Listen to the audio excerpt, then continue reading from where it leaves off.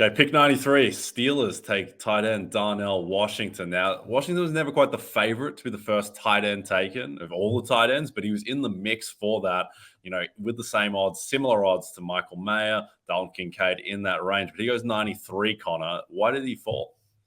Sounds like there was some rumors of a concerning medical issue with Darnell Washington because you look at the skill set, the size, and the athleticism, and this is a no-brainer top 40 to top 50 pick in the draft without the concerning medicals. Let's just talk about the player right here. If you're Najee Harris, you're smiling ear to ear right now, knowing what this guy can do in the run game. Not only is he athletic enough to get to his spots, he could drive block defensive linemen and edge defenders off of the ball and down the field.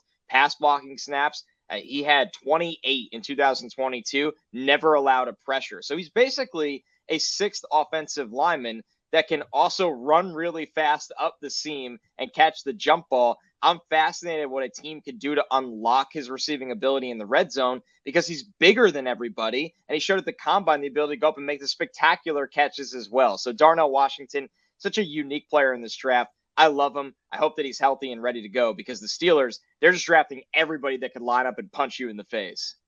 Yeah, look, they got an absolute steal here. So it's a great value pick for Pittsburgh. I think in terms of fantasy value, this is what his fantasy value this year is going to be like. You're watching the Steelers and you'll be like, because he's going to score some random touchdown. And you're like, why couldn't that have gone to Deontay Johnson or George Pickens or Pat Freiermuth? The fact of the matter is you've got those guys plus Najee Harris, plus Allen Robinson is there, remember? So to your point, big body that could, catch 5 or 6 touchdowns over the course of the season, be a red zone threat. But on a run-first team that has a lot of mouths to feed, I can't see him having any fantasy value now or honestly in the future as long as Pat Freiermuth is there, right?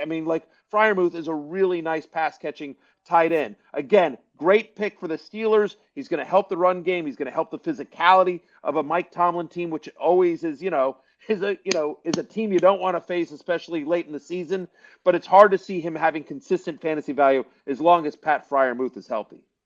Hey, it's Matthew Berry from NBC Sports and RotoWorld.com.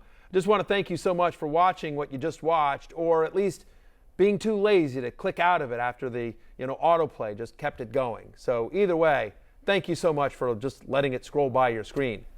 And now I'd like to ask you respectfully,